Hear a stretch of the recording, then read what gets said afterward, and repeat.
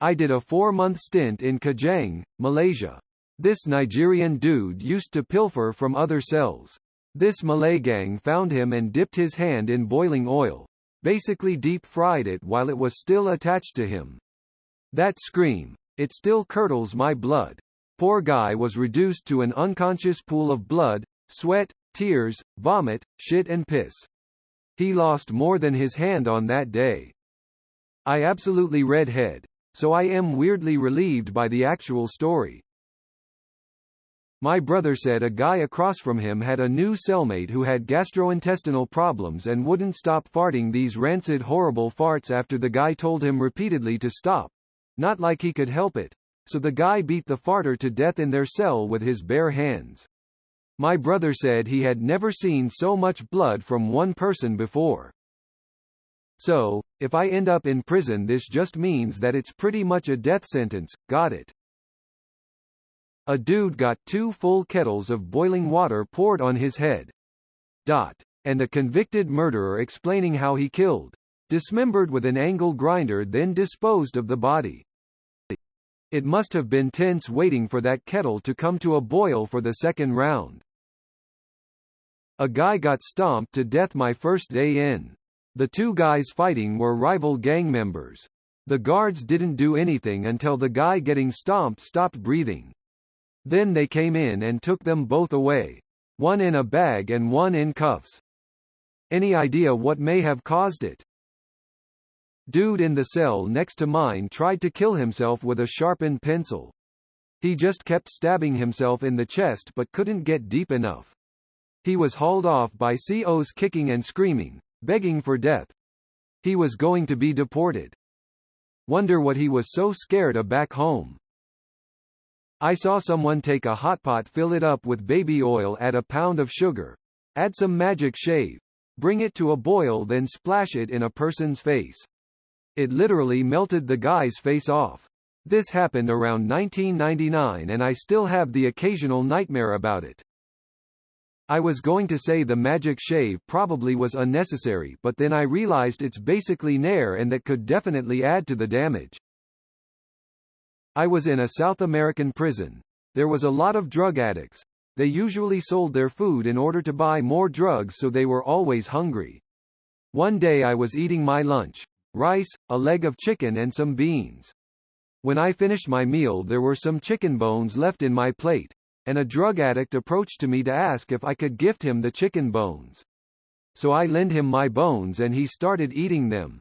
It was heartbreaking. If it's any consolation, the bones do contain marrow, which is one of the most nutritious things you can eat. Chicken bones. Very little marrow. But some. Just the way that some people talk about murder.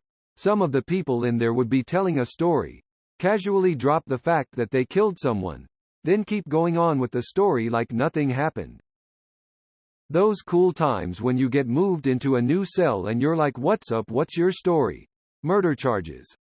Oh yup, cool. He was actually the best cellie I ever had. The worst was the one who had unpaid child support as part of his thing. He was also a meth dealer, and he would not stop talking about how unfair it was for him to be responsible for his 47 children from 23 different mothers. I was never in prison, but in jail a bit for drug charges. I was in my 30s, but my bunkie was a really nice 19-year kid in there for selling drugs. He seemed a bit over his head, but introduced me to the jits. I didn't know anyone, and we'd play cards and shit. He had a real high bond, and one day they said to get his shit he got bail. He didn't know who, but I was so happy for him. The next morning the county told me he was shot and killed that night.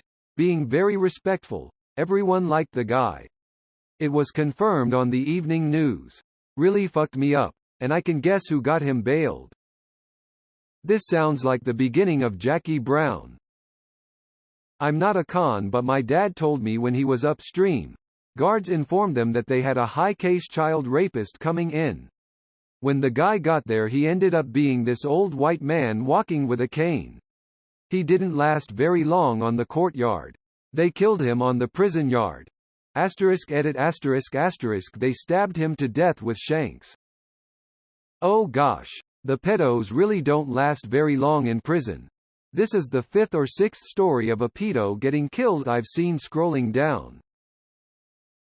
CO here. Had a guy stick a full-size number 2 pencil in his leg, the long way, inserted into his thigh, and shoved it under the skin until you couldn't see it anymore. Took him to the hospital to have it removed. Days later, he did the same thing, in the same hole with a rubberized pencil. Rinse and repeat. Hospital removes the pencil again. Couple days later, while on active suicide watch, he managed to jam part of a styrofoam cup, playing cards, and cocking from a cell window into his leg pocket.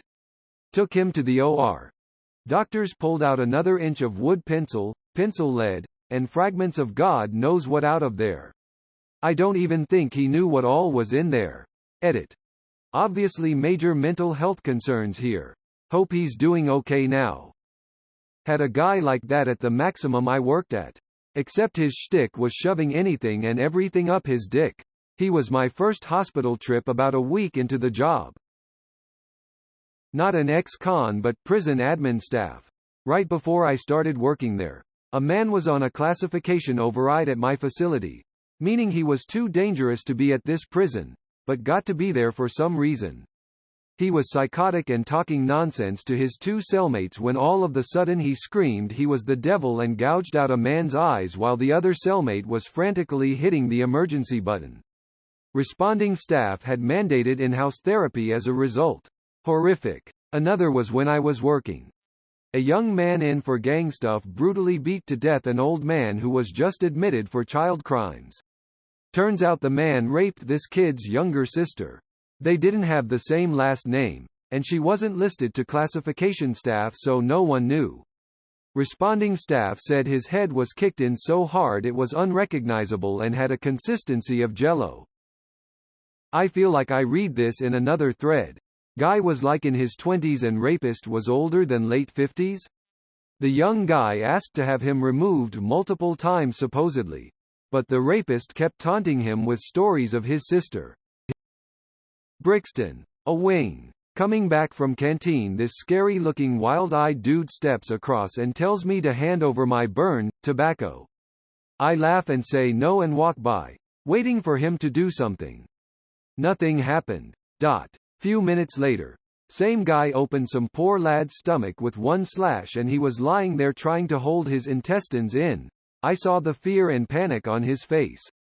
The scary guy just casually walked away. No idea what happened to either of them. Alarms went off. Everyone back to their cells and locked up again. Whoa. Were you so freaked out that you just laughed off his request a few moments prior? Relayed by a friend, but he said the craziest thing about prison is how you inevitably meet someone who is more psychotic, sociopathic than the next guy.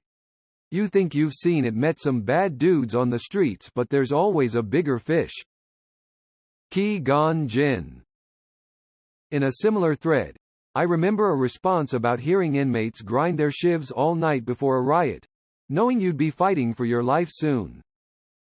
When everyone has their shoes laced up, you know something is about to break off.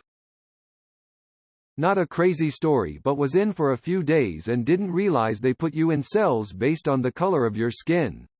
I'm a white dude with a Hispanic last name and they put me in a cell with a straight Nazi who told me if I went to actual prison, I was only in for a weekend, that I would be a misfit because I wasn't one thing or the other.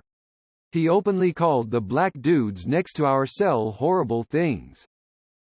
Are you Todd? Got a Latin Kings tattoo on one arm and skinheads on the other? Be me. Skinny white kid. Got back from my job in the canteen filling orders to everyone in my unit making, shapes with their hands. Didn't understand. Got to my cell. CO unlocked it, and there's a massive black man loudly sleeping on the top bunk. Says, "Oh yay, you got a new roommate," and slams the door shut. He was actually chill and oddly enough, he never asked for bottom bunk status so I actually got a lot of credit in the unit for that but for those first few days. It turns out those O-shapes were people telling me how big my asshole was going to be when he was done with me. First 2 months in. Also, being the front unit of the place and seeing all the ambulances come and go after code yellows and blues. In fact, just the code blues being called and everyone having to go back to their cell and knowing somebody is getting fucked up enough to need an ambulance. Can you elaborate on what code yellow and code blue mean? Not a con, but I was a CO for a year before I got out of that job. Pretty much we had an inmate who broke his tablet. Don't know if it was on purpose or accident, and decided to throw it in the trash and claim he never got one. So we go through all the trash and find the tablet and ask him whether he broke it or not. It should have been an easy fix, honestly. The guy would get written up and probably sanctioned for a week or two, but he'd get a new one. Instead he swears that the tablet isn't his, he didn't break it and he wants a working tablet. Thing is, we take accountability of almost all items we issue to inmates so we know it's his. While trying to get the guy to just admit what he did, he decides he'd rather stab himself in the stomach instead. I've seen people get shot and had bullets flying over my head, but that is by far the craziest, wildest shit I've ever seen. Between instances like that and seeing way too many former friends or acquaintances as inmates at my facility, I decided that it wasn't the job for me. Well, I guess it's not surprising that many of the people in prison have bad judgment. Boiling hot peanut butter dumped on a sleeping child molester's face. The screaming and thrashing was pretty intense. The idea is that you can't wipe it off or something to mitigate the damage caused. It's going to burn deeply. And in my opinion, that was worse than watching a guy on the bench press take a 35K plate smash to the skull repeatedly. He was dead pretty quickly. The peanut butter burn is a permanent disfigurement that will have months of pain and suffering. How are they able to heat shit up? I've had ex-cons as clients. One saw his friend get stabbed. A lot, to death. And couldn't jump in to help him or he'd get stabbed too. Same guy was in charge of removing gang patches from other inmates. Patches, in this case, meant tattoos. You don't see many elderly gangsters for a reason. Pretty tame compared to what I've been reading. But I was in a juvenile correctional center, not juvie. Think long-term sentences for juveniles. Where a buddy of mine was on a unit that was short-staffed, so he had to be on the sex offender unit. While he was there, he told me that the pedophiles would joke on each other that, your victim was 7 years old. Oh yeah? Your victim was 4 years old. Yeah? Well, you still masturbate to your victim. At least I didn't rape my brother. Needless to say, he was mortified. Holy shit. That's kind of very fucked. Some forensic photos the guy in the cell next to me showed me of his victims. Corpses. He killed them after he tortured them, in gang-related abductions. He removed a tattoo with an electric sander, and knives in both eye sockets, still in. They were part of his trial evidence. WTF. They let prisoners carry around mementos of their crimes? Okay, so unfortunately, my bunk was close to the corner where everybody came to fight or whatever. So this one guy claimed that he was a gang member, but it was discovered that he was a false flagger. So, the gang members put him in the corner and took turns beating and raping him. He was in the infirmary for about a week. When he came back, the gang got him all over again. He was transferred after that. I promise there aren't many things more terrifying than hearing a grown man scream while he's being raped. The poor man. I don't understand how rapes and beatings happen.